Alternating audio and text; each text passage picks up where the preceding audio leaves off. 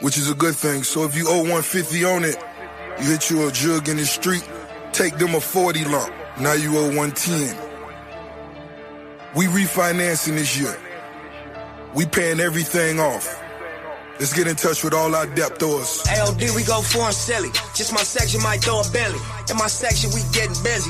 Operation buy back the 60s. Gentrified the whole inner city. Genocide the whole inner city. Niggas buying up every belly. Investments tying up every milli. Round table, time to campfire. Told my niggas they was vampires. Never let them sink teeth finish. One strip more, got 3 minutes. Bounce back like John Dilly. Build brands like... We got a hot one for you today. Fat burgers niggas gotta eat. Crenshaw since 85 got Jay-Z off TMC. Every 10 million plus on TuneCore, I got 10 up. We buying up everything. Everything's for sale too. Pitch, close, upsell, repeat. Pitch, close, upsell, repeat. We taking the block back. No cupcake sound.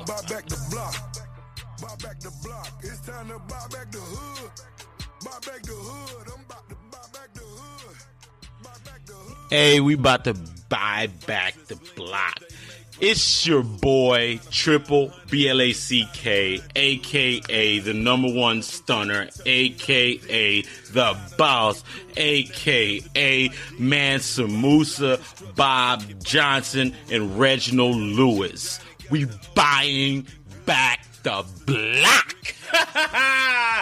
Hey, man, I got a great show, man. I got Jay Jones from the Black Entrepreneur Blueprint podcast. I've been listening to that show. Man, you guys check it out, man. They're on Stitcher, iTunes, wherever you can find podcasts, man. Hey, hot fire, man. Hot fire, man. This guy spit some real game. Yeah, you know what I'm saying? Hey, you know, even though I've never met him, I look up to him as a mentor, you know, because of a lot of his ideas that I've listened to on the podcast as actually, put me in motion to be an entrepreneur. But anyways, man, you guys did enjoy the show. I'm going to take a quick commercial break. Hey, man, hey, you guys support the show, man. We buying back the block. Have you ever asked yourself, what if something happens to me? How is my family protected? Will I be able to retire one day? Am I covered? Are my taxes filed correctly? These are all important questions that need to be answered. Visit the experts at CJ Noel Insurance Services for all your financial and insurance needs. Internationally known for their excellence, CJ Noel Insurance has proudly served the Naples area for over 20 years and is the #1 Blue Cross Blue Shield health insurance provider in the Southwest Florida area. Conveniently located in Naples at 2800 Davis Boulevard, Suite 208. Stop by or call 239-403-8391 for an appointment or a quote. With over 20,000 plays in over 20 different countries, you are now listening to the hottest show in Southwest Florida, hosted by the best host in Southwest Florida, the #1 stunner, Triple Black.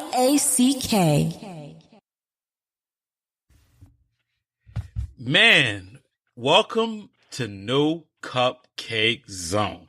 We got Jay Jones, the host of Black Entrepreneur Blueprint, on the line, man. Welcome to the show, man. Round of applause. Johnson, I appreciate you having me on, brother. It's a pleasure. Hey, man. Thank you for coming on, man. How is it over there in the city of brotherly love right now? Man, it's good, man. Any big city is the same, man. You got your good, your bad, everything is going on. But I love my city, man. And as the young boys say, I'm repping Philly. Okay, that's funny. Hey, man, where did that young bull come from? You know, that's how you can tell if somebody from Philly. Young bull and boy. Bull. Yeah. You gotta say that. Yeah. Well, you know what's funny? The young boy, that's more my age coming from, the old school. But now, like my daughters, it's the young boy. That I'm like, I have no idea where that came from. But yeah, it's pretty funny. I see it all the time. My daughters use that all the time. And yeah, from my generation, is young boy. That's my young boy. But they like, they got the BUL even when they write it. Yeah. When they text it or something. Yeah. They got the BUL word. Yeah. That's how you can tell if they're from Philly or not when they use that lingo. Yeah. Yeah. We have certain colloquialisms like when you go other places, like in Philly, if you say John, right, which is JAWN, a John can be, oh, that John looks hot. Oh man, she's a nice looking John. And so certain words, like you said, in colloquialisms, that you're from Philly. So there's a couple different ones, but that's another one too. Yeah, that's funny. One of my coworkers, he's actually a white guy. He was from Delaware, real close to Philly, and he used to always say bull and jaw, like that other word that you say all the time. John, yeah, like that John is crazy or something like that. Yeah, and it has all kind of different meanings. Yeah, absolutely. Hey, who is Jay Jones, man? Take a minute to introduce yourself to our audience. Okay, I am. I'm from Philly. I'm a serial entrepreneur. After I did corporate America for about 8 to 10 years, jumped out on my own, owned over 14. Actually, now it's probably 15 different businesses. Some successful, some not as successful, but you always learn from your setbacks. I'm married with 2 daughters, one in college, a junior in college. My youngest is a senior in high school. Been married for 23 years. I better know that. I hope my wife don't listen to this. But yeah, married for 23 years, and that's pretty much me in a nutshell. Family man. I'm a Christian family man, and I'm here pretty much as the host of Black Entrepreneur Blueprint to help spread the word, man, about entrepreneurship and helping our people to move from employee to entrepreneur. So in a nutshell, that's pretty much who I am, man. Yeah. Hey, thank you so much for coming on the show again. One of the reasons that I brought you on the show, I actually had Dave Anderson on my show, and you and his podcast are 2 of the ones I listen all the time to. And one of the reasons is when I listen to your show, there's always something tangible that I can take from the show. If you go on YouTube, you go on podcasts, there's a lot of, people in the, quote unquote conscious community talking about Black empowerment, but it's a lot of, repetitive stuff. And I'm at a point of diminishing return, because, there's a point of diminishing return when you're not actually building something and it's just like, rhetoric, and this is my opinion. I think there's some people that are taking advantage of, people's struggles. And I say that because they feed off of a perpetual cycle of victimhood and just not doing nothing, just giving information and just not doing anything.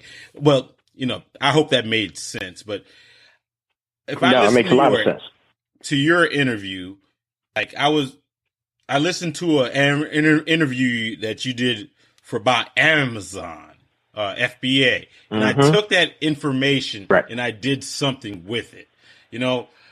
I've always can take something with me when I listen to your podcast. I know this is very long-winded, but I'm going to get to a point. No, that's all right, brother.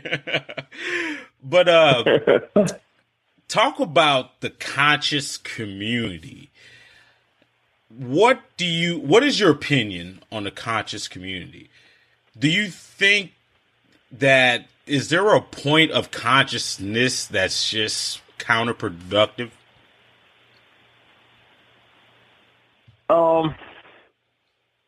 Clarify that question a little bit more for me. I want to make sure I'm on the right path here. So when you say the conscious community, you're talking about us as a people being conscious of what's going on. Exactly. And yeah. Okay. All right. But you can. Well, let me get this. You can only talk about white supremacy so much. You talk about it. We live in it. We know it. At what point do we start getting strategic and coming up with mechanisms to shield ourselves from these pitfalls? Instead of just, you can just tell me till I'm blue in the face that Donald Trump is racist. At what point do I just say, you know what? Let me build wealth. Let me build an infrastructure to where white supremacy is not going anywhere, but that's right. You can minimize it, the effect that it is on your life. All right. So first thing, it's funny that you bring this up. I had a conversation with my oldest daughter a couple months ago, and we had talked about the point of enlightenment. Yeah. And I think that, and what I mean by a point of enlightenment is we had talked about, I don't know if you've ever seen the documentary Snow on the Bluff. I think that's what it's called. It's not a documentary. It's about a young brother that was brought up in a rough environment. He turns to selling drugs. And it was kind of like I think it was like a fake documentary, like Blair Witch type project. But we were having a conversation about enlightenment. And I told my daughter, I said, most people, there comes a point in time where you become enlightened. So if I'm a drug dealer, most people know in their heart that that's wrong. Right. You know, what they're doing is wrong. There's a means to an end. But I think when you realize and the light bulb goes off at the point of enlightenment, now you have to make a conscious decision. Okay. Now, you had mentioned in terms of, we're basically a lot of rhetoric is going on. You got people, you got talking heads, handkerchief heads, and all that stuff. But it comes to a point where you're going to be at your point A and you're going to need to get to your point B. Now, your point A may be, start off at a better point A than my point A. But the fact remains is I still need to go to point B if I want to progress. Right. And so when that light bulb goes off or that enlightenment happens, then you need to be able to take whatever assets, intellectual property, anything that you have and start moving to a better place or a better position from A up the ladder to B, C, D, and all the way to wherever you need to take it. And I think that we hear a lot of times people always talking about, the man has us down, or what are we going to do? Stop waiting for the man to help you. Exactly. All right. It's about helping yourself. Now, when President Obama got in office, I don't know what people thought. I don't know if they thought he was going to knock on your door and, hey, yo, Jay, here's a check for $1 million. So I don't know what people thought. So the expectations, and when Trump is, as he's in office, I don't know what you expect. But the fact remains that you still need to move from point A to point B. And that's all based on self-reliance. Now, yes, the landscape may be a little different. We may not have some of the political how can I say the landscape is going to be a little different for us with Trump in as President Obama. President Obama obviously tried to do things to facilitate, black business, it's all types of stuff. Trump is not going to do that. But that fact remains is it doesn't matter who's in office. Yeah. Really, how is that really going to affect you? And regardless of the issue of who's in office, you're still going to need to move from A to B. So the rhetoric and, the guys, the mouthpieces talking about all of this nonsense, we know what the situation is. Let's try to find a solution to help empower our community. And that's what I'm all about with Black Entrepreneur Blueprint. Hopefully I answered your question, brother. Yeah, you answered my question. I didn't articulate it beautiful, but I think you got the picture. What I was talking about is just like the paradigm shift. Because if we live and talk about a perpetual cycle of victimhood and scarcity, we stay in that. You know, if we start talking about empowerment, real empowerment, and actually building on that and actually doing it, I think we will get a lot further. But it seems like a lot of we get, pulled down a little bit. Like I'll give you an example, right? Okay. And the example is like the HBCU thing, right? Trump gives a whole bunch of, he gave some money supposedly, and we knew it was nothing, that it was nothing. But we spent a whole week getting on the people that were there. Instead of talking to the people and say, hey, you know what? We know what this guy is all about. What did you guys get? How can we take that money and build our community? We spent a whole week calling these people coons and just talking and not doing anything. And it seems like every time we get anything, we're so just blinded by that part. You know what I'm saying? Even with Steve Harvey, Steve Harvey could have been our spy, but we spent so much time like just running him over and not going to Steve Harvey and be like, hey, you know what? How can we get in these pockets? You know what I'm saying? Like, why couldn't we use Steve Harvey as a spy, to gain, to move our people forward? Well, one of the things is Steve Harvey he does some good things and all that stuff, but people are always focusing on rhetoric. And what we have to really start focusing on is action.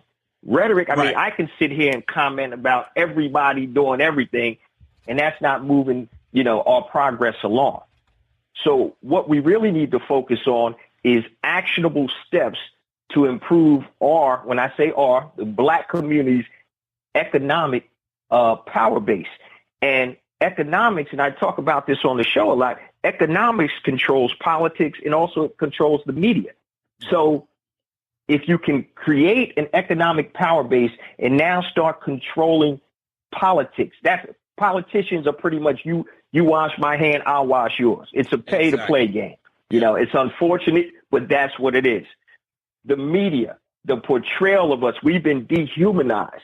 Okay, so when they talk about, freedom and all that good stuff, they were talking all of that back in the 1700s, and they're talking about every man has the right to be free, and we were slaves. It's a dichotomy.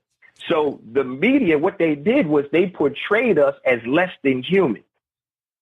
And so when you are, quote unquote, less than human, people now will mentally say, okay, that's all right. These Black folks, they're savages. They're killing each other. They're wearing their pants hanging off the behind. They don't care about anything. And so what we need to do is really focus on the economics. And it's a 3-point plan. Economics controls politics, where we can help control policy.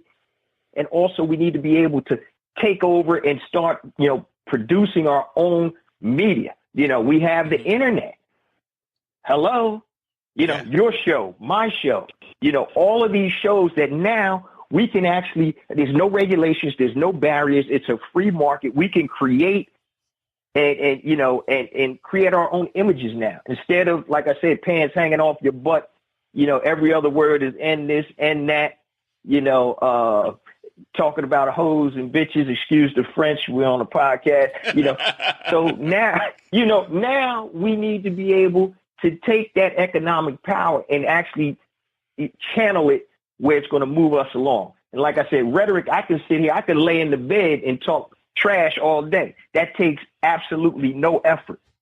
Yeah. But what does take effort is to take something and start building something as a community. And the problem is we got a lot of people that have a lot of talk, unfortunately, but have no action behind it. Yeah. And that's the problem. Yeah, this is just an idea. action. Yeah, this is just an idea. Just a different perspective. Like, instead of us, bashing this $25 million that they were giving to the HBCUs, couldn't somebody be in somebody's ear and be like, hey, you know what? How can we take, maybe 10 billion of that and start putting into entrepreneur programs within these schools and focus on that? That way we can start building, a Black Wall Street or something like that. Having that conversation in that vein instead of spending a week trashing these guys for no reason. It's counterproductive. I've never ever seen a Jewish banker go out and purposely run over another Jewish banker. And even though they did wrong, have you ever heard of a Latino politician get ran over by his community? No, brother. Why Not is it at so all. easy for We'll us to do it? No matter what.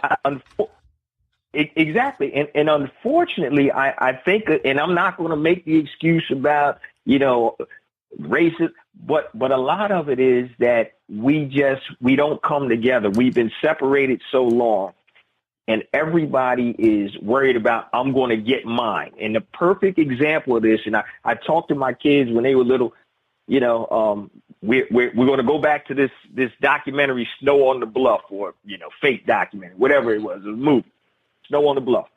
And I told my daughters, I said, I understand this brother is doing what he needs to do. But I said, being a drug dealer, and I've had family members that were in that business, very close family members. I said, that's the most selfish thing that you can do, especially as a Black man or Black woman. I said, you're going to profit by tearing down your community. I don't care what it does to this family, this brother, this sister, or whatever. But guess what? I'm going to get paid today. And thinking like that, it deteriorates our community. Now, first of all, in the Black community, we need fathers there. They need to be there. We need to stop having, babies having babies. If I was a father at 16, I'd have been a horrible father. Okay? I'm just going to be completely honest because I wouldn't have known what to do. So it all starts at home, from us. What are you teaching your children? What are you, parlaying to them? The transference of wealth or lack of transference of wealth. All of this comes into play in addition to the political landscape and also the media, what's portrayed. So when you have a child that's raised on watching, BET and some of this nonsense, Bad Girls Club, or, pulling out weaves and all this nonsense, if you're not there as a father and a mother, as parents, and I grew up in a single family household. My parents were divorced. But if you don't have a strong foundation and you let the TV raise your kids, you're going to be in trouble. And that's what's happening, unfortunately, to the generation that's not everybody, but a lot of the generation that's coming up. Things that weren't common are now common.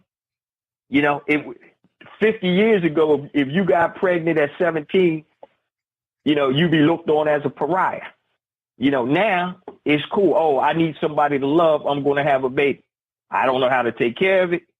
I don't know if the father's going to be involved, but I'm going to love this baby. And I know stuff happens. I understand that. But we have to start taking upon ourselves to be able to control our own narrative from all aspects. But the first thing, Brother Johnson, it starts at the crib. It starts with you. It starts with me.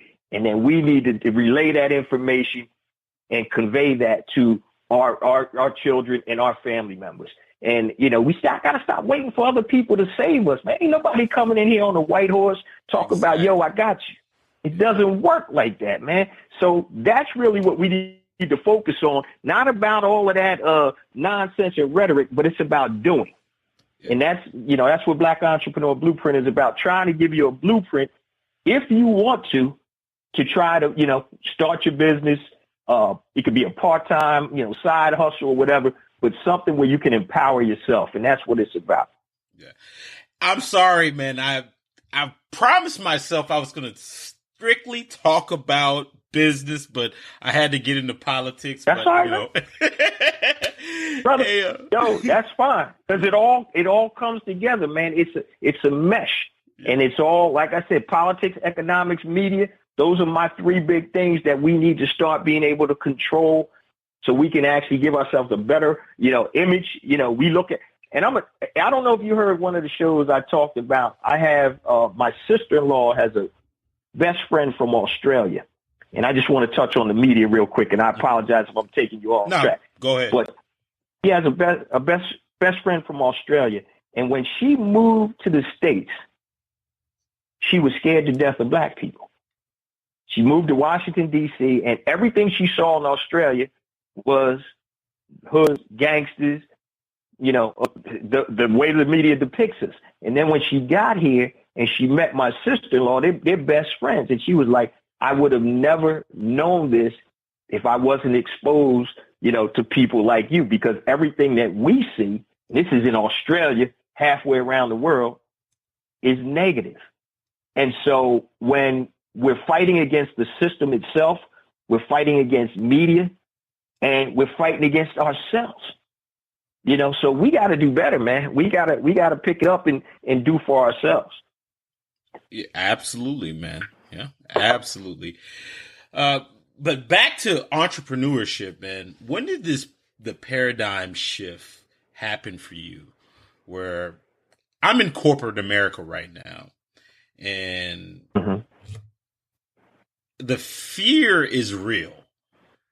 I dibble and dabble about little things. I do side things. I'm not a true entrepreneur yet, but I'd like to be. But the fear is ingrained in me. I am scared to leave. And I'm sure that there was a point in your life that you had that same fear, like, man, you know what? What if I don't get this check? I got a mouth to feed, man. When did that shift for you? It's funny. I've always had it ingrained in me since I was little. My father was an entrepreneur, and I saw him become successful and then pretty much lose it all. So that was a light bulb went off. But when I was 9 years old, I tell this story a lot. I used to buy big bags of potato chips, and I break them down in the little bags in the summertime, and I make Kool-Aid. My sister and I would make Kool-Aid. So I used to break the big bag of chips down, sell the little bags, and I make, $8, $9, $10, $15, and I go and re-up, like like a drug dealer would. Yeah. I go break the bricks down, right? And I go re-up. So I've always had it in me at a young age, but you never learn to do it until you do it. And the first time, it's funny you mentioned this, I was just thinking about my first quote unquote real business after I left corporate America. And it was exhilarating and it was scary at the same time. And God gives us a thing that's called, I guess you would say, becoming accustomed to. We can get accustomed to good things and we can get accustomed to bad things. Perfect example. All right. If you grew up in poverty, you can be accustomed to that, right? Yep. That's normal for you. All right. Now, if you grew up in a wealthy family, that's normal for you. So what happens, it has to be a shift from when you move from that paycheck, and it's scary. It is scary. To, all right, now I'm going to control my own destiny. Eventually, you get accustomed to that. And the only way you do that is by doing. So there's no easy way to do it unless you have a great big nest egg. And it's funny because a lot of entrepreneurs don't start off with a nest egg. They have a dream and, when is the right time? It's never the right time because there's always something that you could say, I'm going to wait till I do this. And by the time you wait, you're going to be 90 years old laying in the bed talking about, daggone, man. Yeah. I wish I would have tried. So, but I know you the have feeling. to. Yeah, but you know what? I was interviewed last week on a podcast, and you know the situation is going to be different for everybody. All right, and one of the biggest things that I tell people is the reason a lot of people don't fulfill their dreams or go after their dreams is because of debt. Okay, so if you got a $10,000 nut that you got to crack every month, your mortgage, car payments, insurance, you know, whatever, kids, school, or whatever, that's a big nut, right?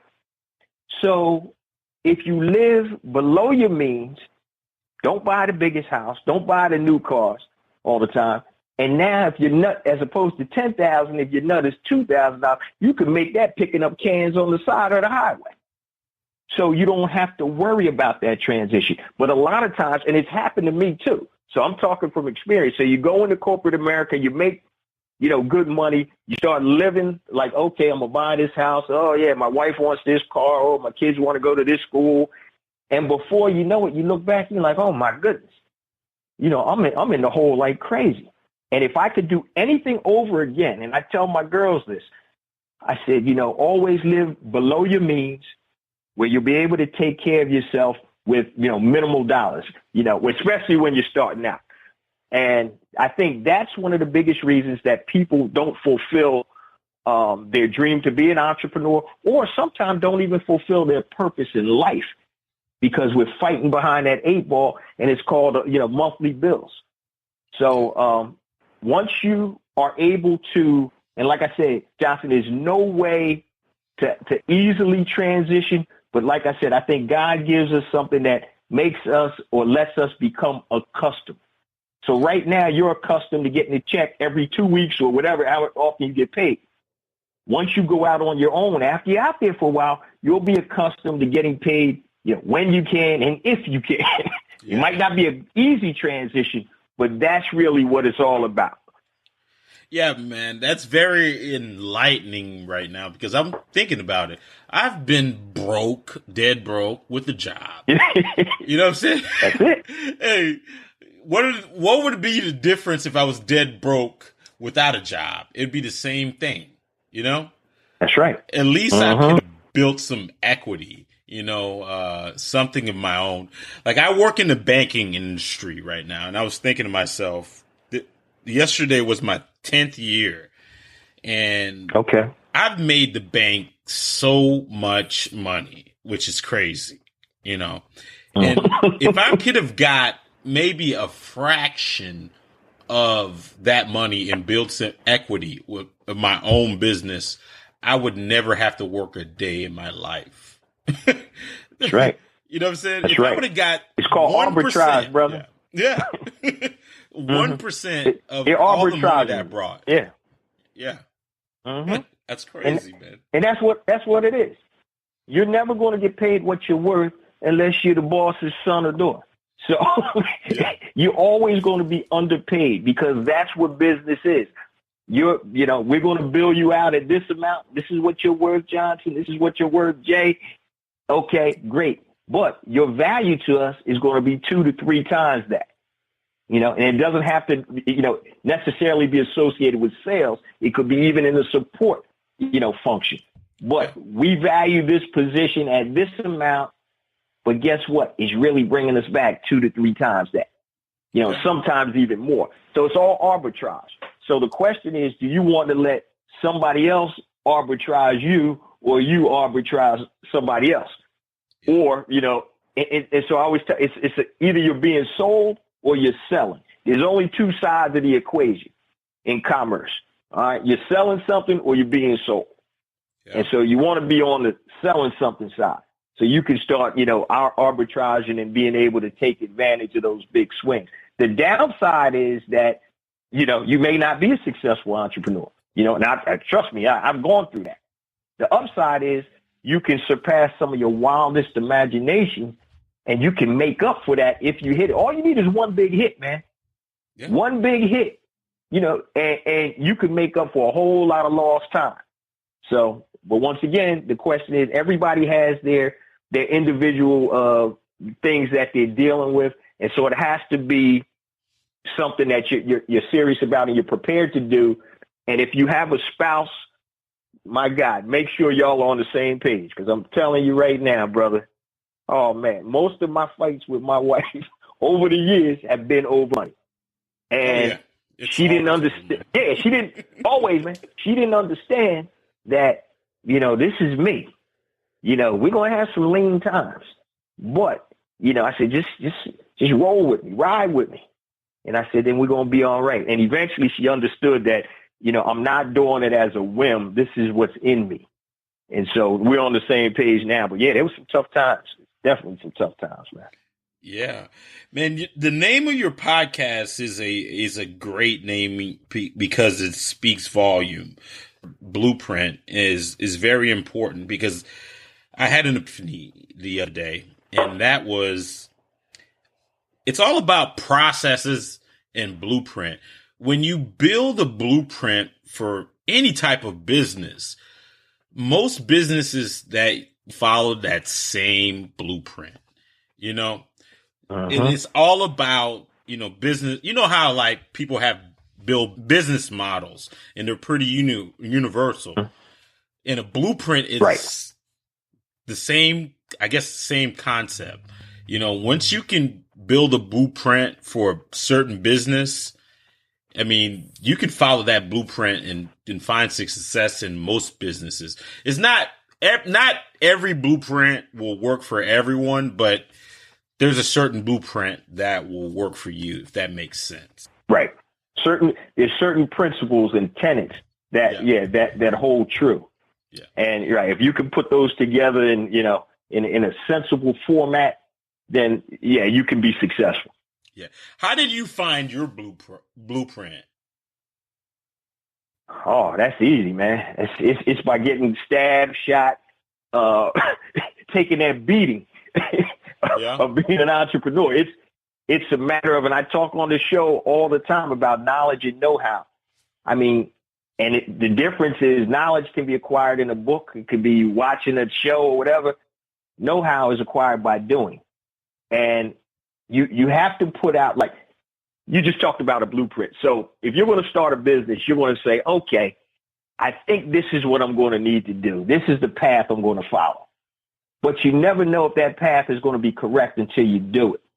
So it's by trial and error. And what I had to explain to my wife and other family members was that, okay, if billion-dollar corporations can go out of business, it ain't so bad if Jay Jones goes out of business a couple of times, right?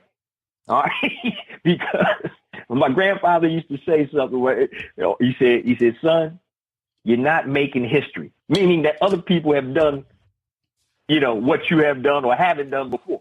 So I think the way to learn a blueprint, and I talk a lot about mentorship. So if you want to start a specific or particular type of business, what I recommend is you reach out to somebody that's, in that business that's successful and ask them for help.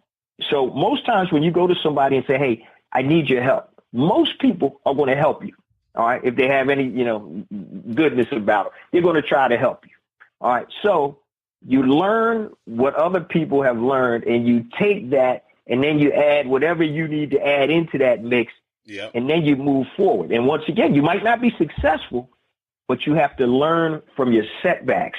And I say it on my show all the time, Johnson. One of I've learned more from my setbacks than I have on my successes because I really focus on those setbacks. And I'm like, okay, I know I can't do this again.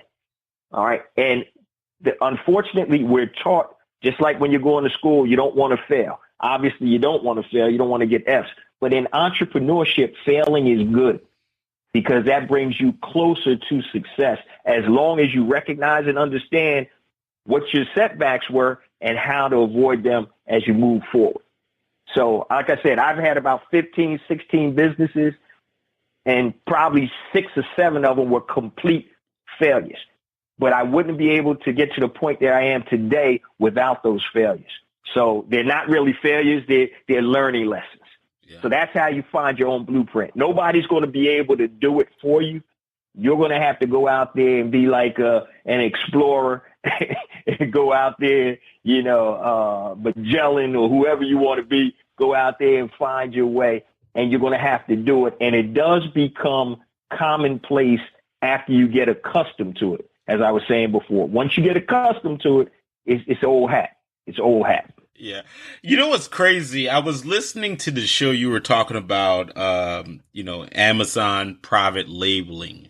Mm-hmm. And, and I went and looked on YouTube, and the framework that you were talking about, there was like 100 different people selling that same blueprint online. You know what I'm saying? With a little bit of different variations. You know what I'm saying? Mm-hmm. I'm going to teach you how to, go to China. Or not go to China. Go to Alibaba. Find a wholesale product. Negotiate a price. And it wasn't anything different. There's 100 people doing that same exact blueprint and being successful at it, which was crazy to me because I kept listening to video after video, and it works. And I was thinking to myself, why doesn't everybody do this? Because it's there. Like, why are we so scared of success? That's my ultimate question. Because for myself, I know I can do the same thing for these guys are doing, but I'm so scared to do it. Why is that? Well, I think there's a tolerance level. I think some people have a lower or higher tolerance for risk. And when I was teaching, I still teach the class. I still have some, students, coaching students and stuff like that, that I'm working with now. But the thing is that, I'm going to use this podcast as a perfect example. All right. And then I'll go back to the Amazon thing. When I started Black Entrepreneur Blueprint, right, I'm like, man, who is going to come on my show and who's going to listen to my show? I said, all right, let me start off with a good guest. So I was blessed enough to get Dr. Dennis Kimbrough. I said, let me get him because that'll give me some credibility. Even though it was probably my first interview, probably was the worst interview I ever did. But it gave me credibility. And so now doing the show is old hat to me. I'm accustomed to it. Same thing with this Amazon or private label business. Amazon is the big monster in the room because a lot of people, shop on Amazon. So it's easier to build a brand on Amazon. But, my story was I had been importing stuff from China years ago, long before Alibaba even came into existence, as it is now. And so that was nothing that was out of the ordinary for me. I had, I don't know if you ever heard the show where I talked about one of my first businesses was I created a brand of condoms, a line of condoms that I private label. Found a manufacturer. You didn't hear that show? No. Okay. All right. Well, I'll tell you about it. All right. I'll tell you real quick. Listen to it. Yeah. I'm gonna go back.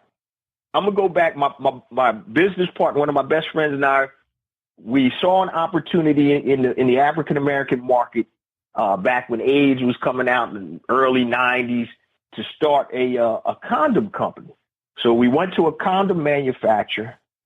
We created our own brand, which was private label. We didn't make the condoms, but we created the packaging. And so we private labeled our own brand of condoms. And, we had very good success for a while, but I actually think we were ahead of our time because we didn't have the internet sales and we had to go through, we were selling in stores, we were selling in catalogs. We had TLC was throwing out our condoms at shows. We had Luke from the 2 Live crew, you in Florida, down there.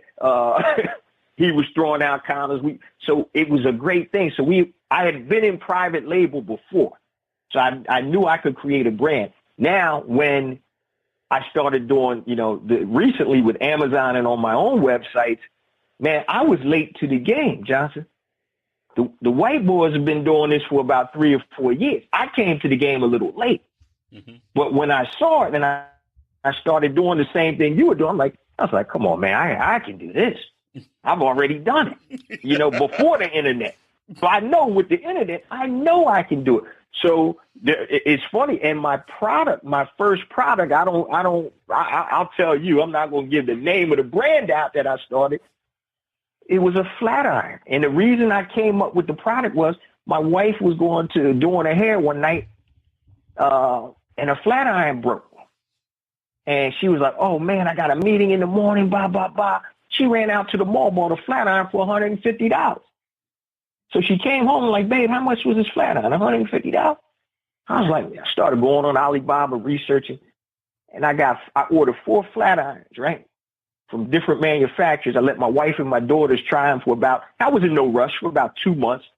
What do y'all think? And they all picked the same manufacturer. I said, all right, let me trademark a name, create my packaging, and I'm like at, the product landed cost me $10.78, and I'm selling it for $129. So you see the margins in that? Yeah. No, I see. You feel me on this? Yeah. So it was nothing that it was easy for me because, all right, I'll spend a couple grand.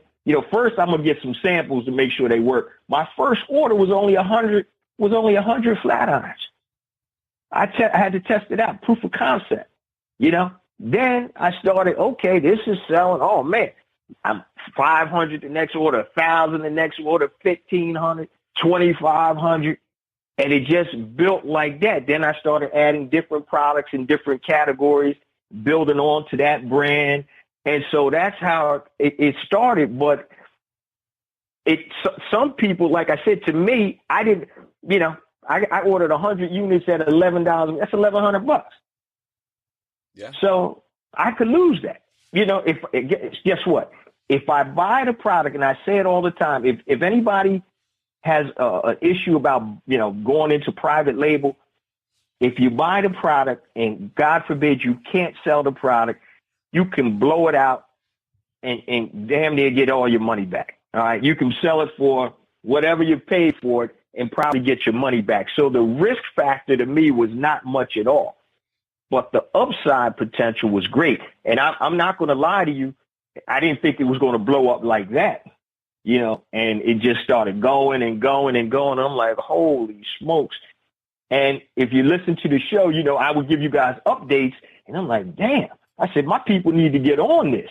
Right. But like I said, I was late to the show. Like I said, the white boys been doing this stuff, from about 2013, man. Yeah. And so, you can edit that out. But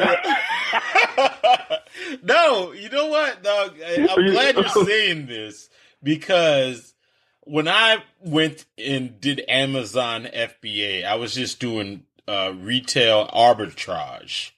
And and I realized how late to the game I was, but it was amazing to me that my community does not have this information, especially, because we're the first, to cry discrimination, which is rightly so.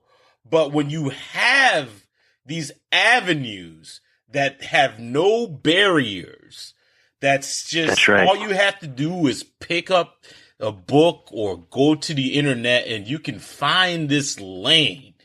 It amazes me that how a whole bunch of us is not jumping on it. I told so many people about Amazon FBA.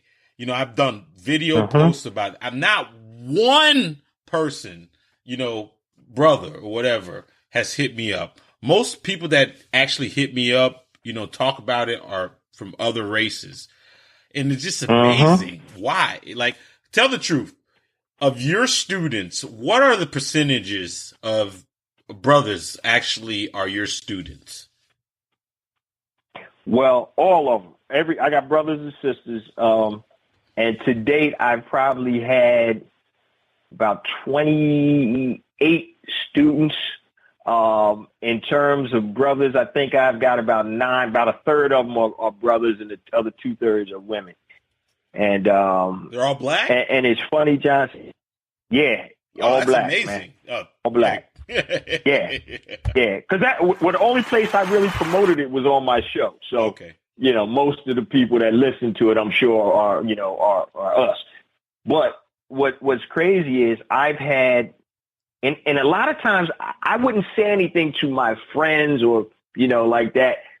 But one of my good friends, or two of my good friends from college, they heard that I was doing well. They wanted, oh man, show me how to do this, blah, blah. Man, I took so much time, come on by the crib, man. We get a couple beers. I'm going to walk you through. I'm going to show you everything. And you know what I learned? It's unfortunate, man, but, I could give 100 people the blueprint.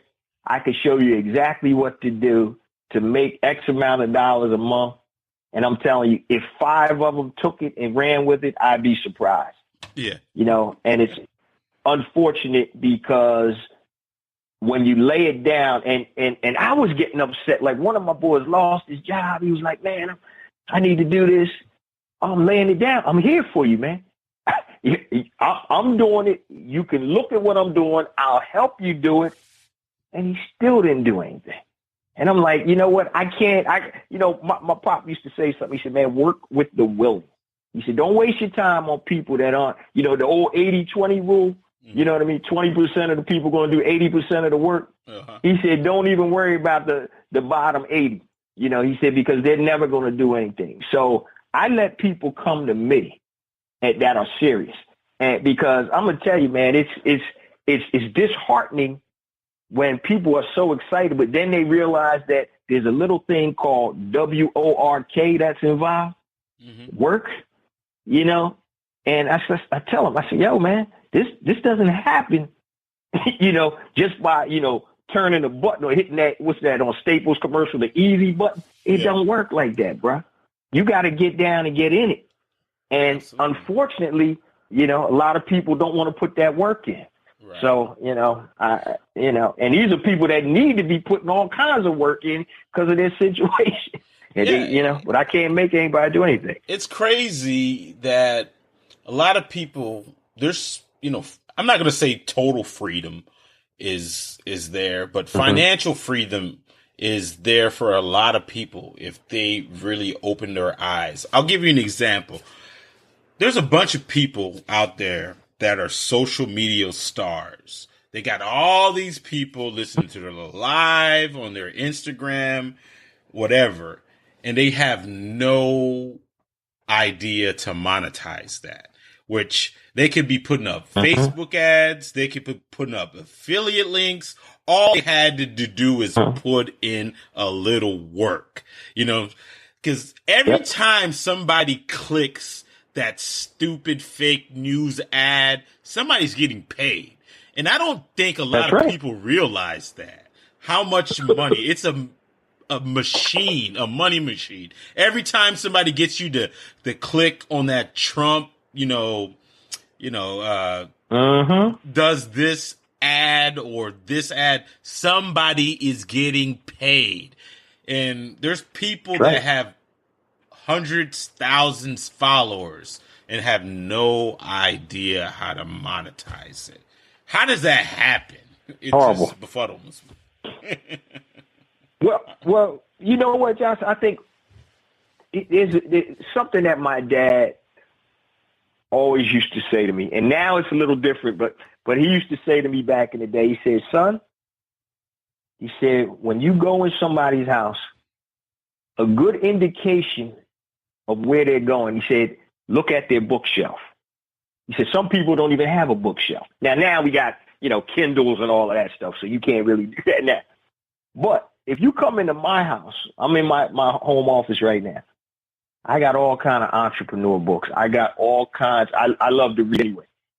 And every waking minute that I'm not working, not every, but a lot of the waking minutes, podcasts, I listen to podcasts while I'm driving to my office. when I'm coming home, I'm learning something. And one of the problems is that a lot of people don't take the time to learn, and all you're doing when you're not learning, you're going backwards. I mean, I used to, when the newspaper was the thing, I'd read 3 newspapers a day just because I needed to know what was going on. Is there an opportunity for me to capitalize on something? Let me stay abreast of what's going on, not just in, the United States, but in the world. And I think one of the biggest issues is people are so consumed with this nonsense, watching, like I said, some of these stupid shows that have no redeeming value whatsoever. And I understand you need to decompress sometimes, but use some of your time, put the video games down, turn the nonsense off the TV, and learn something that's applicable to help you, increase your income or better yourself financially or just in general. And I think that's one of the problems is we've been dumbed down and dumbified by this society. I mean, like I said, and my dad was right. And it's funny. Even some of my friends, when I'd go in their houses, I'm oh, man, where your books at, dude? What's up? Oh man, yeah, okay. That's why you are where you are. You're not improving yourself. And I don't care how good you are. If I don't stay on top of my game, that means I'm going backwards. Yeah. So you got to keep moving forwards and continuing to educate yourself. And it doesn't have to be, you don't have to get your MBA, your PhD, whatever. You can educate yourself. There are online courses, there are podcasts, there are books. There's all types of ways you can enhance your skills, your skill set, improving your earning capacity.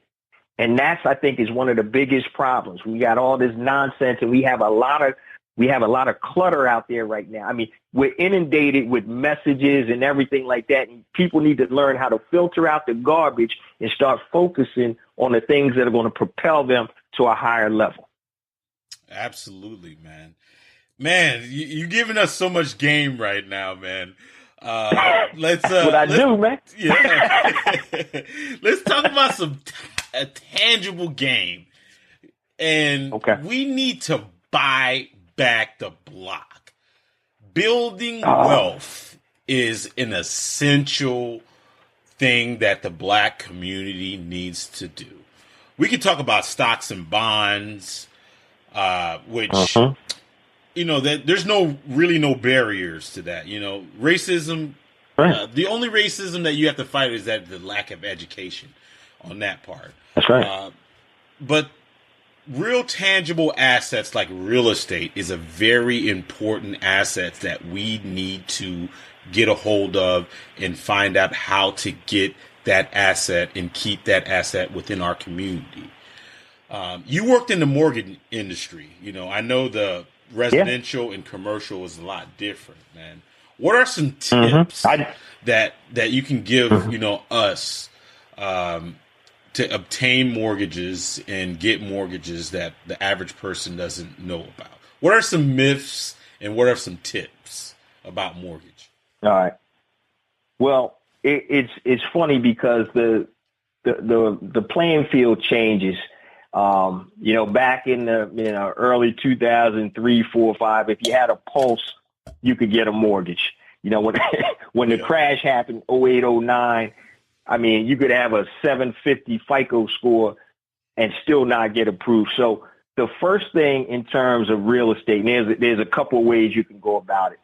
And I mentioned on one of the shows, the easiest way to get into the real estate business with no credit and no money is called wholesale. All right. And wholesaling is when you find somebody that's trying to get out of a property. And I'll give you an example of a wholesale deal that I did probably about 8-9 months ago. I found it was a couple that was getting ready to go into foreclosure. They had lost their job while the husband lost his job. And the house was a 3-year-old house. So it was a pretty new house. It was a property that was in Maryland. I got a call from somebody that knew me that, hey, they were trying to refinance, but their credit was so jacked up they couldn't do it. So they were like, all right, look, we just want to get out of this. So what I did was, instead of physically buying the house, I took an option on the house, meaning that okay, I did a sales contract on the house for $120, I think it was $126,000. The house was worth about 170, something like that. And so I didn't exchange. Only thing I gave him was $100, good faith check. So now I have the contract. I'm going to buy that house for $126,000. Now, what I did instead of getting a mortgage is I found an investor that would pay me $135,000 for the house. All right. So he's still getting it at a discount. And what I did at closing was I made that $9,000 spread in between. So when I went to closing, basically the 126, that's what they got. And the 100 out of, the 135 that the buyer brought to the table that was buying from me, I got the spread between 126 and 135. I made $9,000 without having to come out of my pocket with any money. I didn't have to, except $100. Didn't have to do any, mortgage and all of that stuff. And that's called a wholesale deal. They're a little bit harder to do now, but that's not really building wealth. That's just income. If you're talking about wealth building, it's about, like you mentioned, buying the block. You want to be able to buy and hold. So if you want to get, quote unquote, mortgage ready, the first thing you want to do is pull your credit, obviously. Have somebody that knows what they're doing. Look at your credit. Get your scores from all three bureaus, TransUnion, Equifax, and Experian. And what lenders look at is they look at your middle score. So you could have a 650, a 620, and a 600. So your score is the 620. That's your mid score. All right. So now that one of the biggest myths that people have, and I still help people with this stuff is, I had a collection on my account, my credit report, and I paid it off. I say, yeah, you paid it off, but guess what? It's still on your account. So that's still a negative mark on your account. So what people have to understand is anything that doesn't show paid as agreed is a negative. Even if you got a collection for $150 from Verizon Wireless or whatever, and you paid it off when it shows zero, it still shows as a collection. So you need to, and there are ways to clean your credit up. One of the shows I did was about credit repair business. So you can actually manipulate your credit. And there's software out there that can tell you if you do this, this, and this, your score will jump from 550 up to 620. And a lot of that software is pretty accurate. So clean your credit up first. Number two, what you want to do is you want to make sure that a mortgage company is going to tell you that you qualify for, based on your income, debt, and all, debt to income ratio and your income, you can qualify for a $300,000 mortgage. You probably could, but you don't want to buy anything that high. Keep it low. And like I said before, Johnson, you want to keep your debt as low as possible. Yep. So you don't have to buy the biggest house on the block. Buy the smallest house on the block, and you're going to increase your equity because the other houses selling around you are going to be bigger and go for more, which is going to, the high tide raises all ships, right? So it's going to lift your value up. So you want to look at that. So don't go buy the biggest house on the block. I could tell you stories of dumb stuff, some of my clients have done in the past, like buying a row house in Philly, buying 2 row houses next to each other, knocking the wall down in between. Oh man, I got 6 bedrooms, 2 kitchens, 2 dining rooms, 2 big. Come on, man. You're in the heart of North Philly and your house is still worth $50,000. All right. So that's another story. But, you want to make sure that you're fiscally sound in terms of, investing and building wealth, because the way you build wealth in real estate is buying and holding and letting the equity build up in your property as a renter pays down your mortgage. Because the truth is either you're going to be paying a mortgage regardless. Either you're paying your own mortgage or you're going to be paying somebody else's mortgage. And that could be in the form of an apartment. You're renting out a 50-unit apartment, has a mortgage on it. You're paying somebody else's mortgage.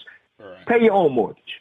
That's the first step. Now, once you get your own property, a lot of people, especially in the Northeast, if there's a duplex, you live on one floor, let your tenant pay, his rent or her rent, and they're paying your property down. So once you get your first property, it's a little bit easier because you'll understand the whole process. And there's we could do a whole show on this. There's other types of financing. There's hard money financing, right. Investors that'll come in, buying rehabs. You always see the TV shows, Flip or Flop and all these rehab shows. That's great. But what they don't tell you is that that's a lot more detailed than a 30-minute or an hour show. And there's so many hidden things. I bought properties before that look good on the outside. And then when you get in and your contractors go in, you're like, oh, man. I bought properties that I thought were winners and lost money. Right. So it's not that simple. But if you take the long-term buy and hold strategy, that's the easiest way to go. Wholesaling, you can do that. You can start doing that tomorrow because you don't really need any money. But like I said, that's a process too, because you have to negotiate the property that you buy, and then you have to negotiate the sale.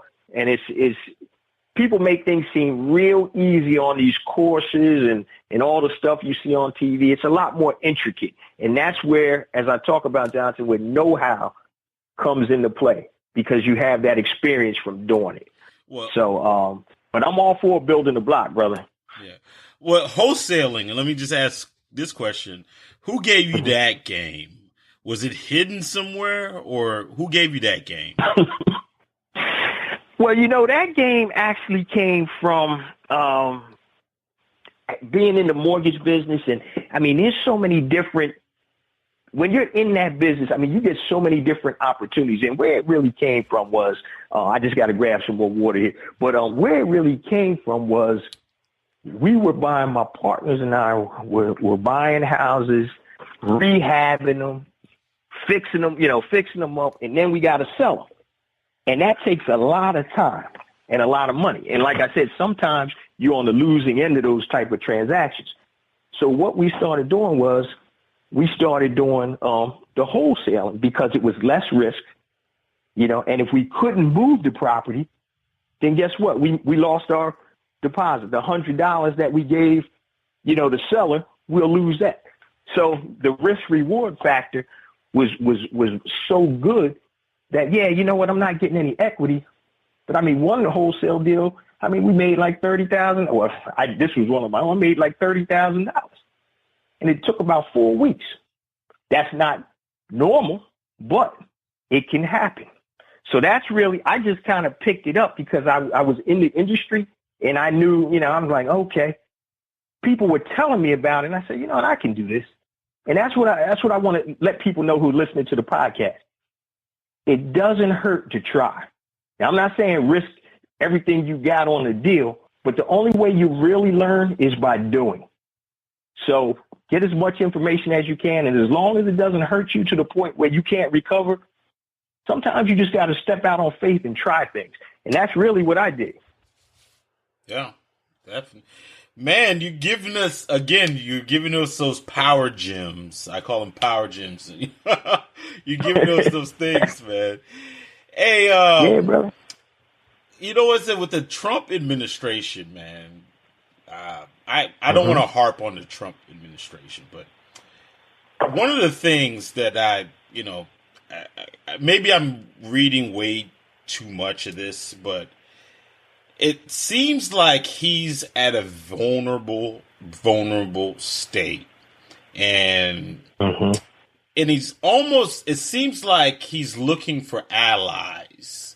And I know he has a lot of, smart people around him like Steve Bannon that are very strategic. And the way I'm going with this is like the whole HBU, the black college thing where he's giving up this money, which if a lot of people know the background behind historically black colleges, they would know they was not actually started by black people. They were, started by white people and funded by white people, basically with the goal of keeping black people in the South and making good employees. Because if you look at it like a lot of the traditional black colleges, they're always like, was it agricultural schools?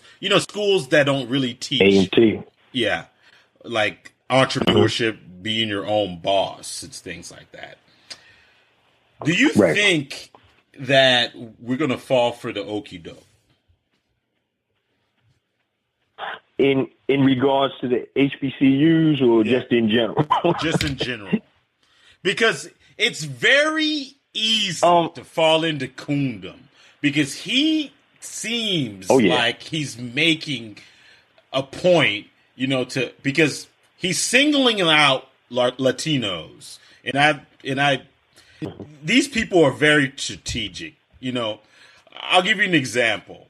Like where I work at, I talk to a lot of customers, stuff like that. I'm, obviously black, and the real like white supremacists, they feel real comfortable around me talking about like Spanish people and Muslims and stuff like that. I don't know why, but it's a comfort level because they like a lot of Spanish people don't realize like the Marco Rubios and things like that, like the people that are Spanish but they can pass for white. Like the Steve Bannon types don't like them at all. For some reason, they think they're honorary white people, but they're not. And where I'm going with this is I think the Trump administration is going to keep trying to give us stuff, and we're going to take it, and it's going to set us back even further. Yeah. Now, in that regard, and I kind of touched on it earlier, anybody that is waiting for any administration to give them something is in trouble. Because once again, and especially Trump doesn't care about you, he doesn't care about me. All he cares about is his bigwig business people. And that's what his policy is eventually going to show. I think he's throwing out some crumbs here and there. Right. Look, I've done this with the HBCUs. I'm doing this, that. But he has to do that. Right. So really, policy, if you look at, the Attorney General, Jefferson Beauregard Sessions. Now, does he sound like a redneck or what?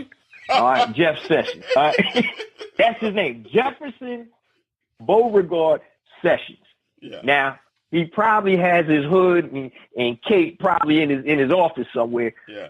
But we know what the landscape is. The landscape has always been tilted against us. Right. So anybody thinking anything differently, I don't know where they've been. But corporate America isn't made for us. I mean, yes, we can reach a certain level. Right. And I'm not saying that. I mean, they're very successful. Kenneth Chenault with American Express. You got a lot of people have broken through the glass ceiling. But in general, right. I mean, we're almost, and I hate to say it, but I've said it before, we're almost foreigners in our country. Mm-hmm. We're looked down, upon, by the white race. Not everybody. I don't want to be, all inclusive. Right. But the way the system is set up, it's not set up for us to be successful. So anybody that's looking for Trump, Obama, I don't care who it is, stop waiting for the horse. So once again, what we need to do is galvanize and focus first and foremost in your own house, then move out to your community, then move out to your city, your state. You got to vote.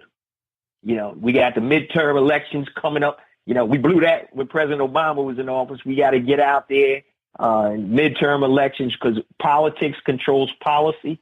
Yeah. So we need to be able to, put the people that we want in. But that takes money because it's a pay-for-play game. So once again, it all comes down to economics. And so I think that Trump is going to do things just to, appease some people, but his true focus is really in big business. I mean, you look at what he's doing now. I mean, this guy, I don't even understand. Well, I do understand how it happened because you have a faction of people, and I will give Trump credit for this. He really hit home to his constituents. He didn't care about black folk. He didn't care about Latinos. I'm talking to the white guy that feels that, all these minorities have screwed the country up. They've taken their jobs. You have coal miners. I said this on the show a couple of times. Trump said, I'm going to bring the coal industry back. Yeah. A genius. That's like bringing back the Industrial Revolution. Coal is gone. Instead of these coal miners, it's what I say. Instead of these coal miners talking about bringing coal back, Why don't you retrain yourselves for something that's applicable today and tomorrow? You're sitting there waiting for the coal mines to open, and it's passed you by. That's like me wanting to, oh, man, I want to work on the railroad and build railroad tracks. Come on, man. So Trump's whole thing was he's going to focus on these people that feel that, America, we're not great anymore because of the immigrants, because of the black folks. They're taking our jobs. They're sleeping with our women. They're doing all of this. And like I said, it didn't matter really if Trump was in office or whoever was in office. It's up to us. It's up to us. And segregation, and people argue sometimes it hurt us because now we try to assimilate as opposed to building our own Black Wall Street, building our own banks, building our own infrastructure. Right. And now, we're trying to assimilate into a system that really wasn't set up for us. We're out here making great strides, and we're survivors. So we're gonna make it happen. But really, we got an uphill climb. The conspiracy theorist in me, always reigns supreme in my thought process is the Spanish people, the Arabs, really, they have what you call what we used to have, the Black Wall Streets. And I think the real true to the game white supremacists know this. And they're going to use us to go after that. And once they get our allegiance, they're going to turn on us. And I'm just looking forward, and I just see it happening because he's just doing too much, throwing some crumbs out there, and people are chasing those crumbs.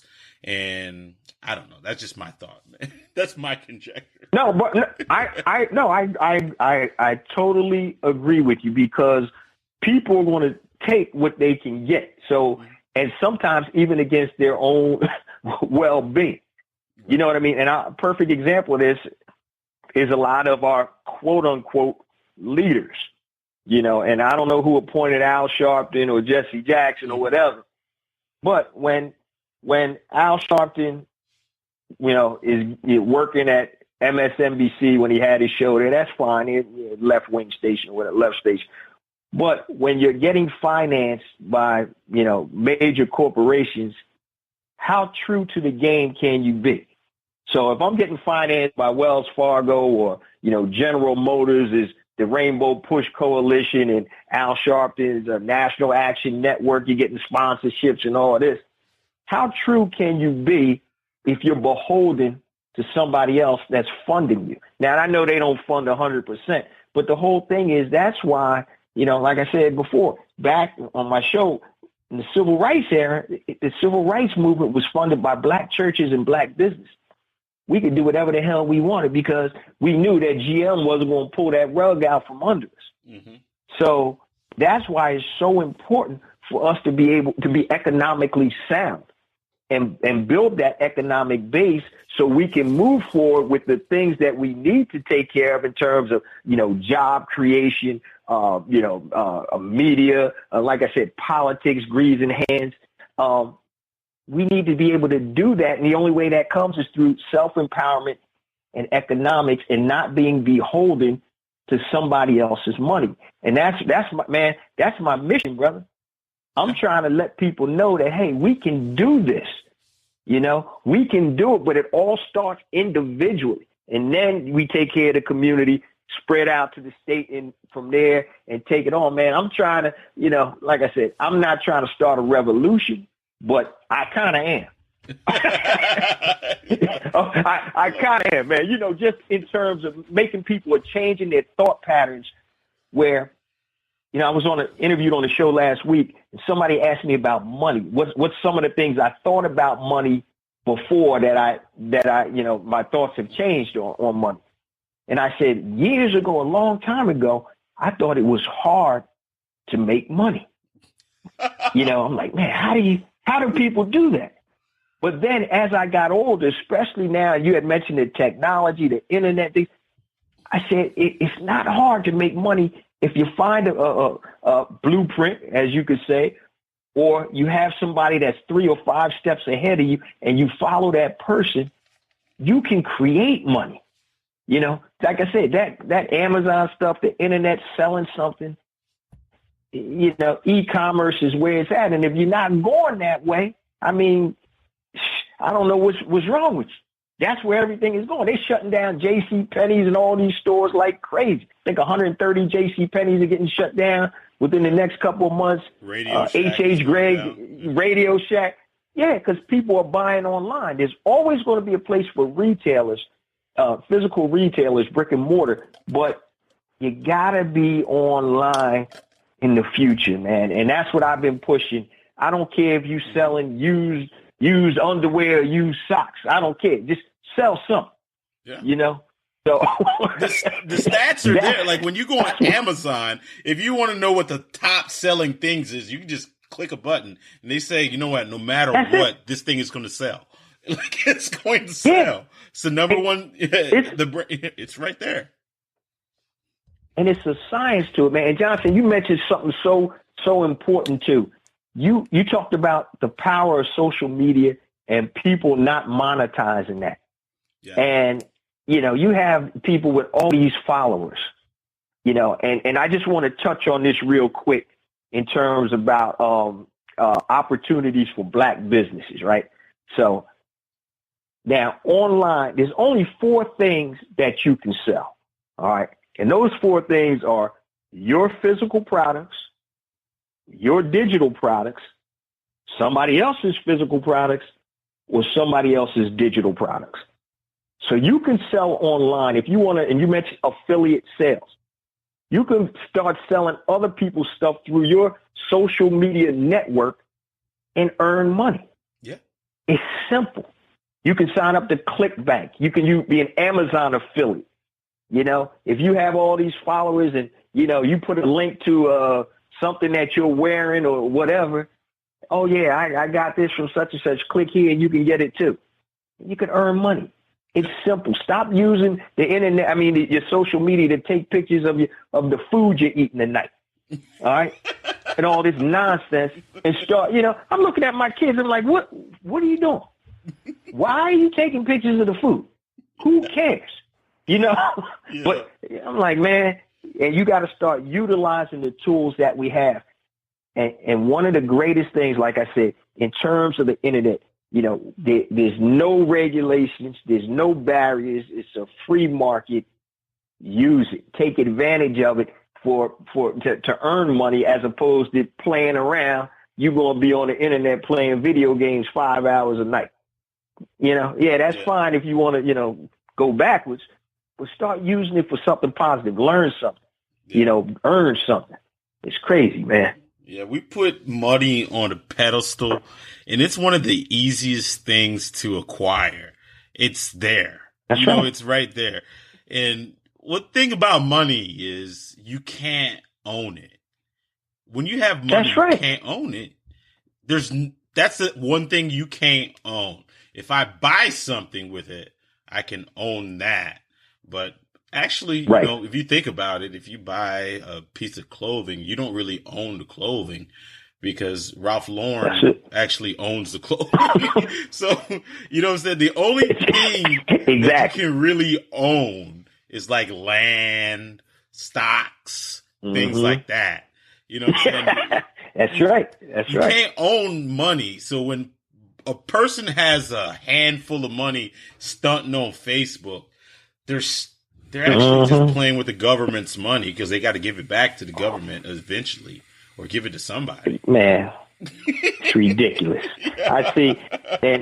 And when I was a stockbroker for Merrill Lynch years ago, and I used to see, and I used to see a lot because I used to work with a lot of entertainers and athletes. And even when I went into my own mortgage business, I still had a lot of those guys and gals as clients.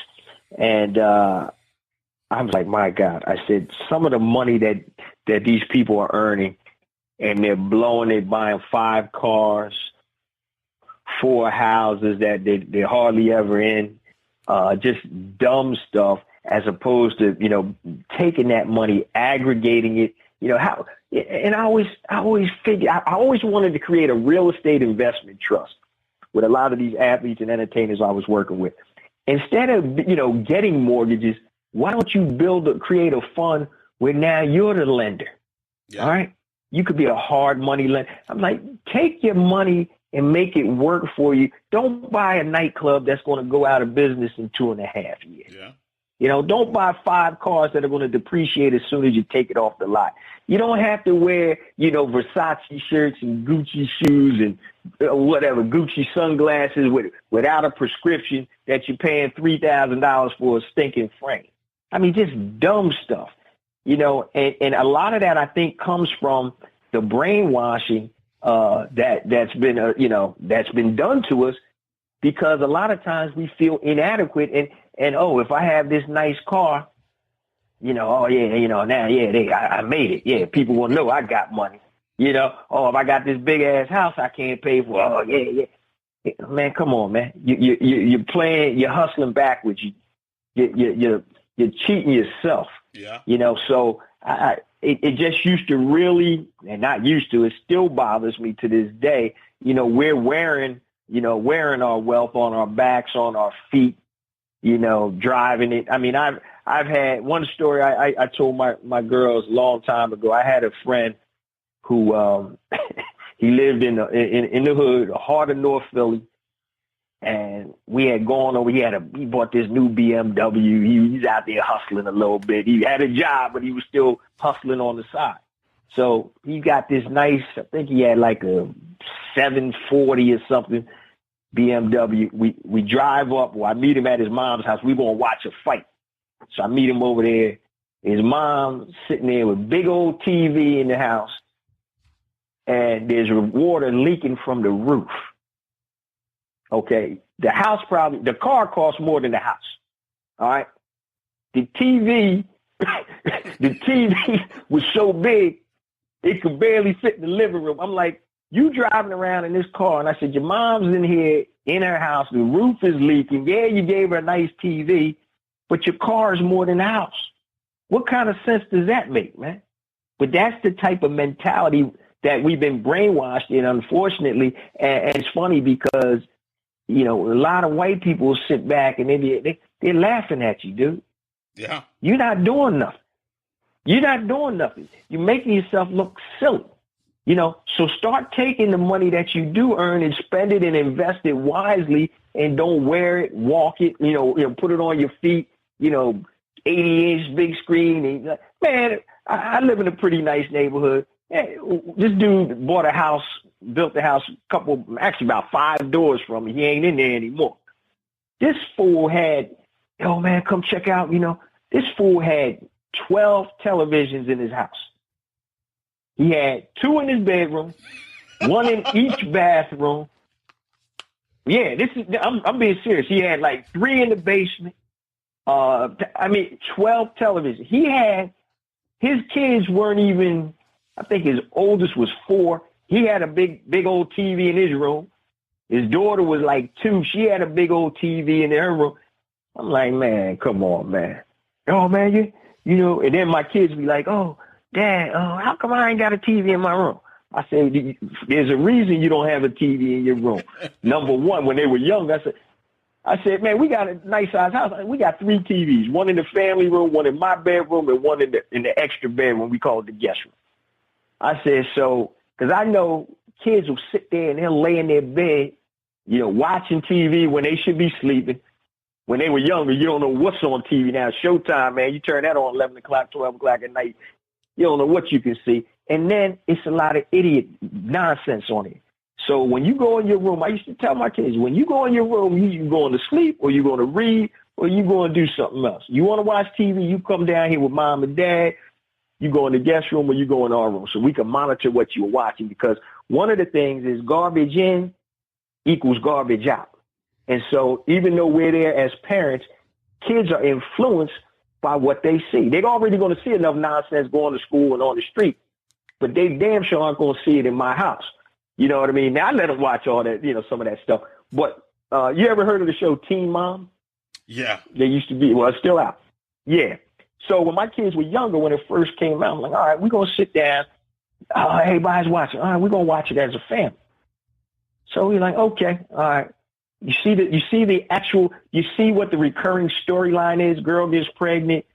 Boy leaves girl. Girl struggles with baby by herself. I said, that's all it is. But, we have to be conscious of what goes into, not just our children, into us.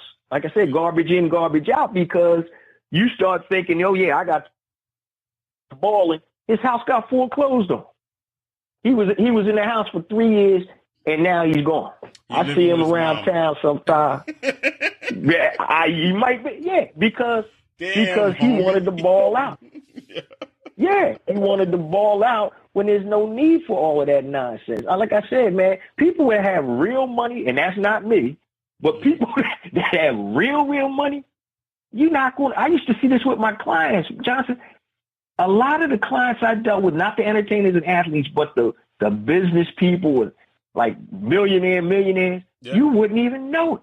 Oh, no. You know what I mean? You wouldn't even know it. Mm-mm. They don't drive all of this craziness. They're not in the super crazy mansions. I had one of my biggest clients used to own a clothes hanger manufacturer.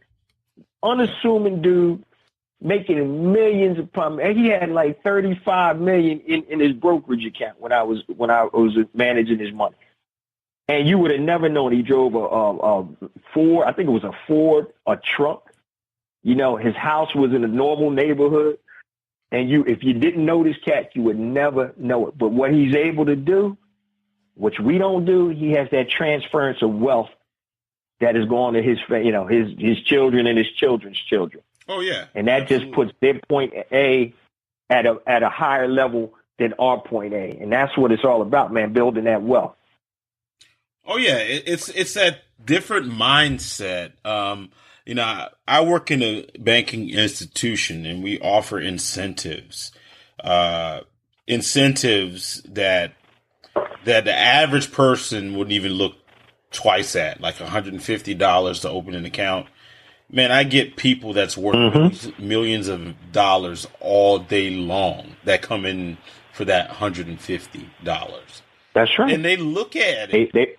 It probably costs them more money to drive over there for that $150, but it's like they have in their mindset this is free money.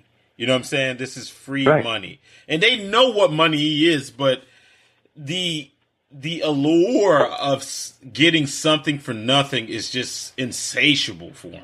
You know what I'm saying? It's like, all I got to do is just show up. I ain't got to do nothing. I just got to sign my name into this and I get an incentive. I don't got to work for it. That's innate in them. For us, like the regular broke person, we don't think like that. I mean, I'm not saying I'm broke or you're broke, but the actual person that really doesn't have any money doesn't approach that situation like that. You got to get them to do anything. You got to be like, give them $1,000 or something like that. You know what I'm saying? $150. What is that? What is that?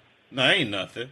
But to a person that's worth millions of dollars, it's different for them. It's a free meal, like at a nice restaurant. They think in terms of that value. We just look at it, it's $150. That's it. Yeah, our gratification, a lot of the times we look for that instant gratification, unfortunately, instead of looking more long term. And once again, I think a lot of that has to do with being brainwashed and society in general as it pertains to, us black folk, coming from where we came and the portrayal of us on media. I can't even, I'm telling you, my wife and I, when we watch the news, at night, it's like, oh, my goodness. So do they have to show this brother with no teeth on here? You know what I mean? This stuff over there with the curlers in their head with slippers on. I mean, and sometimes, like, I was like, they do that on purpose, But and then they do it on purpose. when a Flavor Flav, and when a white person, oh God, and a white person does something is on purpose. Exactly. And so when a white person, it's funny, we'll look, whenever a white person has committed a crime, we're like, well, how come they didn't show his picture? Or, something like that. But the media, I mean, like I said, it's all part of a unfortunate landscape that we're in that portrays us a certain way. And that's why, your podcast is important, your perspective. My podcast with my perspective, because it's a Black perspective. Mm-hmm. We're watching TV channels that are, even though they may be some, positive channels or, I guess left-wing channels or whatever, like MSNBC, Fox is right, MSNBC is left. Still, it doesn't have that perspective that only we can give it. And that's why I tell people always support Black media. Radio stations. We only have, this is ridiculous. We have one Black-owned talk radio station in the state of Pennsylvania. And it's in Philly. It's struggling. Talk radio. We got, a couple Radio One stations, but that's actually publicly traded now, even though it's, we got Kathy Hughes and her son, Alfred, I think it's Liggett. They're, board directors. But, one Black-owned talk radio station in the state of Pennsylvania. How many Black TV stations? I think in the country, there's only like 60-something Black-owned television stations. You have, BET is owned by Viacom. You have, TV One, that's Kathy Hughes, that's fine. But look at the platform. You got to beg to get on cable network, to get a cable platform. That's why this internet is so important in terms of the future, for media, where we'll be able to, we already have the streaming, but now we'll be able to eventually have our own content. That's awesome. You still there? It's going to do nothing but get better, Mm-hmm. And we can start controlling our depiction, for our community and the world. So I mean, it's just an open market. And we got to stop being late to the game, and we got to start being trailblazers and pioneers, in terms of this new media. And, stop being consumers and start being producers. And that's what I'm trying to push to, a lot of my people, too. We have a lot of great ideas. Like I said, your podcast, man, I was listening to some of it today, man. It's like, yo, this is hot, And so all of this type of stuff, brother. No, man, I was listening. I was like, oh, man, this is good stuff right here, man. And so, stuff like this, we got to get it out, man. Yeah. We got to get this stuff out. We got to start producing content and stop being a consumer. So I'm big on media, man. I'm about to start a new site called Digital Black Media, which is .com, which I'm working on the background on it now, but it's going to focus on politics, current events, education, and all of that type of stuff, almost like theroot.com, similar to that, mm-hmm. but with a little more video and stuff like that. Because and also we're gonna partner, bring out Black Entrepreneur Blueprint. We're gonna have that on that site too, but we're still gonna be separate. But it's something that we need to start being able to control, what we look like, as opposed to letting somebody else control what we look like. Absolutely, man. And there's nothing stopping this, man. This internet right here is open. It's open. Unless they start wide open, brother. Yeah, man. Hey, man, I feel I know. We better not talk too loud. Yeah. I feel so bad, man. I feel like I took way too much of your time, man. I'm so glad. Man, I'm having a good time, man. I'm having a good time, bro. No pressure, man. Yeah. No pressure. I appreciate it. Yeah. 2 last questions, man. Your worst moment as an entrepreneur. I stole that question from John Lee Dumas from Entrepreneur on Fire. On Fire. Yeah, right. Shameful of me, but I did it. And the second question would be the best piece of advice that you've ever got. That zinger that always stuck with you. Okay. My worst, man, I had a lot of them, bro. my worst, you said entrepreneurial experience? Yeah. As a worst experience one. As an entrepreneur? Yeah, the one that almost man, I had a lot made you second guess everything, that almost made you quit. Well, you know what? There was never one that did that, because I always, it's something innate in me, because I recognize and understand that it's going to be pitfalls and setbacks. But the worst one was, I had my mortgage business, which was going for 8-9 years, close to we got a baby on the line, man. Yeah, but my son is getting this game right now. All right, no problem. But so I had my mortgage business. I had two partners, two of my best friends.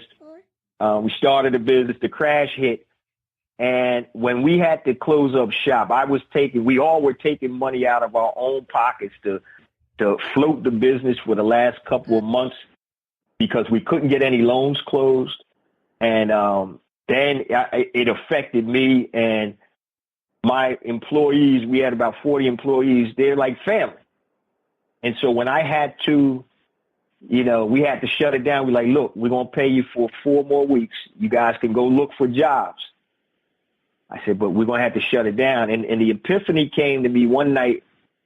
I came home and my wife was like, I know you're trying to do this for your work family, but she said, you got a family here and we're hurt.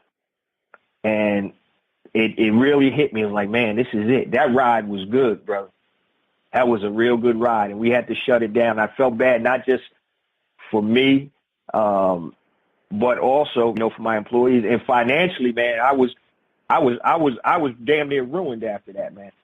And I had to rebuild myself. So that was a trying time. But I know my source, where my source comes from, and that's through my faith. That's through God, and I know that there's a reason that happened. And it's funny, I didn't want to learn it that way, but I've actually learned that nothing is given. Because that money was, I'm gonna tell you, man, that money was like, I never sold drugs in my life, but that was like drug money, brother. Yeah. And and what's crazy is you never thought, I was like, all right, I don't know if it'll keep going like this, but I never thought it would fall off the cliff like it did. And when it did, it affected everything. I'm over there, figuring out, all right, what am I going to do? I blew through all my reserves. How am I going to keep the lights on? My wife and kids are over there sleeping, and I'm looking up at the ceiling, figuring out, man, hopefully I can keep these lights on. And then, that was a trying time, bro. So that was the worst time. And if I knew what I knew now, I would have shut that business down probably a year earlier and regrouped, had more money instead of feeding money into a sinking ship, and move forward. But things happen for a reason. So now I don't take anything for granted. So, that story just made me think about that book, The Power of Broke. Like, you can only probably hit rock bottom once. Yeah. Because I bet you had the mindset and you always think back to that moment, man. That was like the worst of the worst. But even if you got back to that moment, it still wouldn't be that bad, would it? No, because I've lived it. I know what to do. Right. I know what to do. Yeah. You're battle tested. It's like being punched in the stomach, and then somebody's like, I've been punched in the stomach before. Hey, it hurts a little bit, but I get right back. Man, you know what I'm saying? I'm gonna tell you something that which would really open my eyes, because I, like a lot of black men, didn't believe in the thing, quote unquote, called depression, right? I'm like, depression, that's for weak-minded people, right? But what happened was, when I'm looking at everything that I built, possibly losing it all, a house, cars, everything, it was on the verge of getting that bad. And I'm like, damn, I said, I got to do something. And I found myself, I was getting up later. I wasn't working out. I couldn't focus. I had my chest. I felt like somebody was sitting on my chest. And I was like, man, I'm having a heart problem. I went to the doctor. The doctor was like, no, it's stress and you have depression. And the only thing, like I said, that brought me out of it was my faith. And I'm gonna tell you, I'm like, man, I didn't believe in depression. I'm like, oh man, that's for weak-minded people. But it's a physical manifestation of what's going on. And I'm telling you, and my wife was worried. She was like, dude, you got to get it together. And I was able to snap out of it. And my business partners were going through it too, because we had like this great business going. We were having fun. Everything was great. And all of a sudden, man, in one fell swoop, it was gone. And we're like, man, what am I going to do now? So that was very hard. But I always knew that I'm going to make it back. I said, I just don't know how. So if that happened again, I'd be much more prepared for it. Number one, I wouldn't have had all my eggs in one basket, because it's funny, when you're making a certain amount of money, sometimes you don't diversify. Sometimes you're like, oh man, I'm good. I'm making this. I'm bringing this stack. He stacks home every week.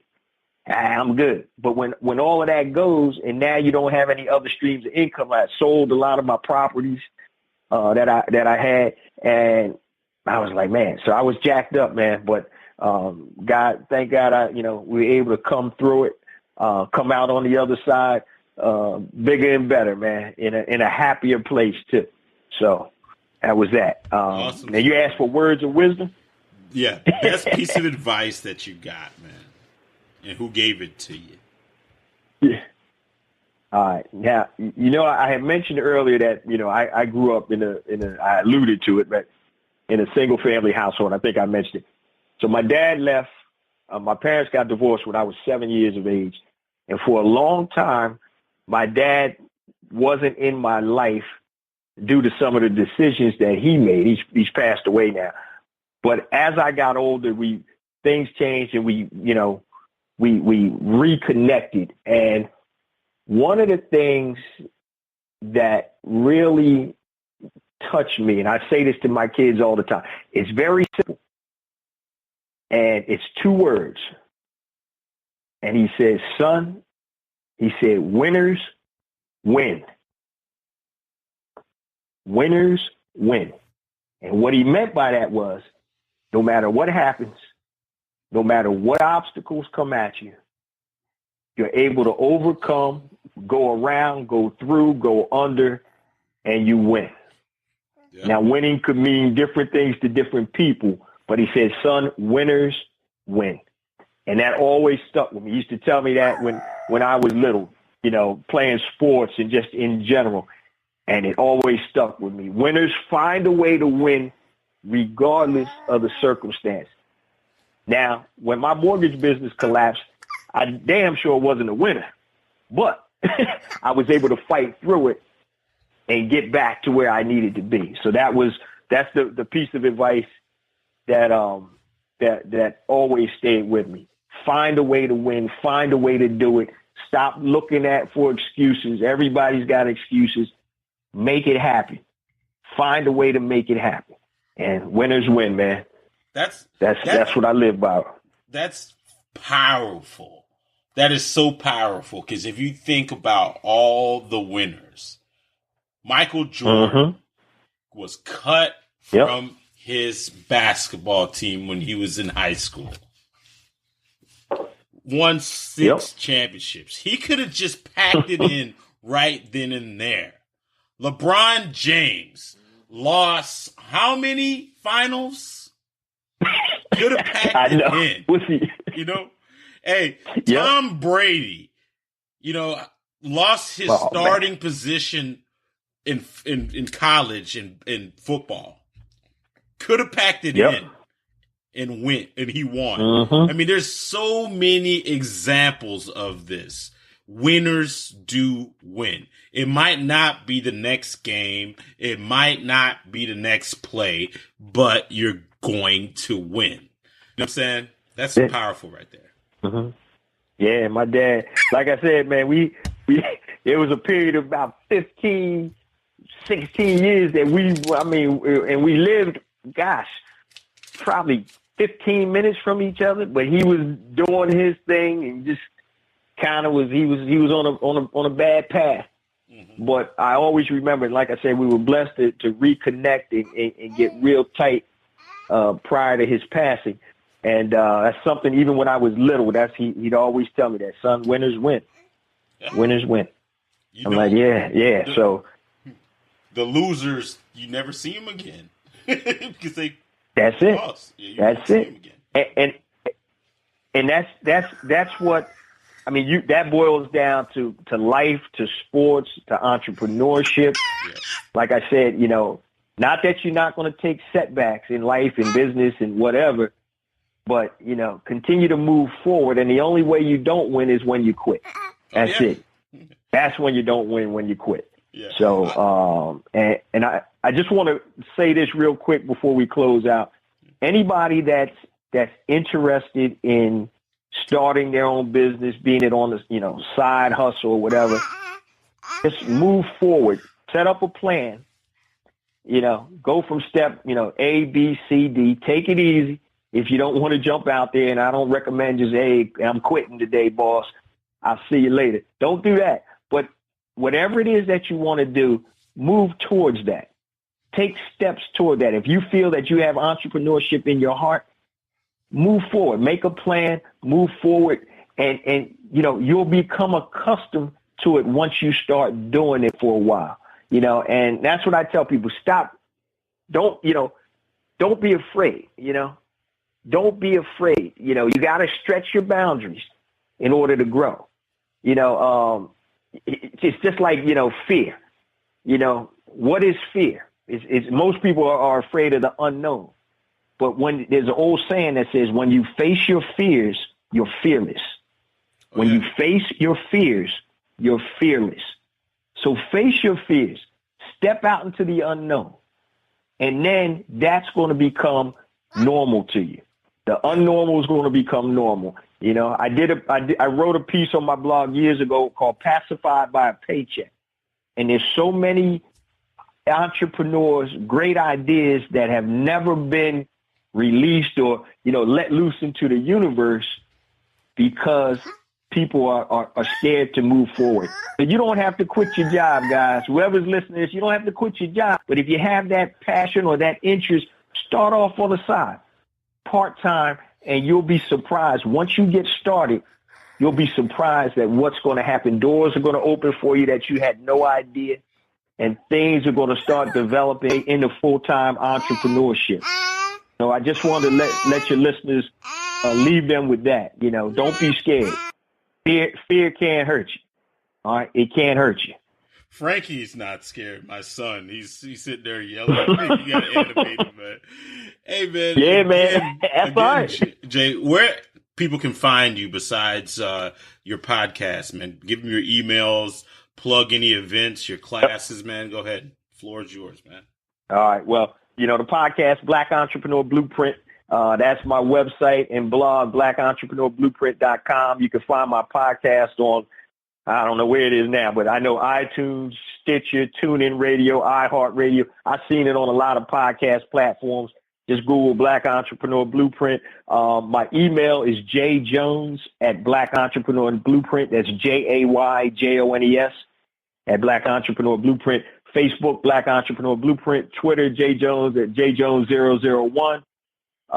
And that's about it right there. I'm not really doing anything in terms of any programs or anything right now. Like I said, I'm gearing up for my digital black media platform that I'm going to be rolling out in the next couple of months. And but tune into the show.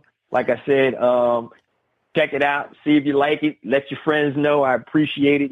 Spread the word and use that social media for some positive stuff, guys. Stop sending around pictures of your food. All right, make some money with that. Hey, man. You know? Yeah, man. Again, man. Thank you so much, man. Hey, Jay is a stand-up guy. I hit him up. You know, hey, you know, you're getting those downloads, and you're pretty popular, man. You know what I'm saying? I'm so happy. Yeah, that's a good thing. You gave me a chance, man. You know. Come on, man, brother. We're of the same cloth, man. Like, brother, I'm a regular guy that just took some calculated risks, took some chances. And really all I'm doing, man, is spreading my experience and entrepreneur's experience to the crowd. And like I said, I'm a regular dude, man. I'm nobody special. Never thought I was. And all our experiences, like I said, my experiences aren't just for me, man. They're for you and whoever else is listening, because that's how we learn. So it's my pleasure. I appreciate you thinking about me and bringing me on to your audience. And, man, I loved it. I'm here for you, brother. So anytime you want me on, man, I'm here, man. I might hit you up. It's a little past my bedtime now, but yeah, man, yeah, we got to definitely stay connected, like I said. And, we got each other's numbers. So, anytime you need me, man, text me, call me or whatever, and we'll stay connected, brother. It's a pleasure. And I thank you so much. All right, man. You have a good night, man. Okay. You too, man. Take care of that baby, man. I will, man. He's getting excited. All right, brother. All right, I'll man. talk to you. Take care. All right. All right. Bye-bye. That was Jay Jones. Frankie, man. We had Jay Jones from the Black Entrepreneur Blueprint podcast, man. Man, I lost track of time, man. Thank you guys for listening, man, and tuning into my show, man. We got a lot of game. I know a lot of my lines I was saying was probably incoherent, but you guys like me, you guys understand me sometimes. But I'm getting better at this, man. But anyways, man, you guys tune into my shows. Go to nocupcakezone.com. Also follow me on Twitter at nocupcakezone80, and also Facebook, No Cupcake Zone group. Man, you guys have a good night, man. Make sure you guys check out the CJ Noel Insurance Services, man. Holla at your boy.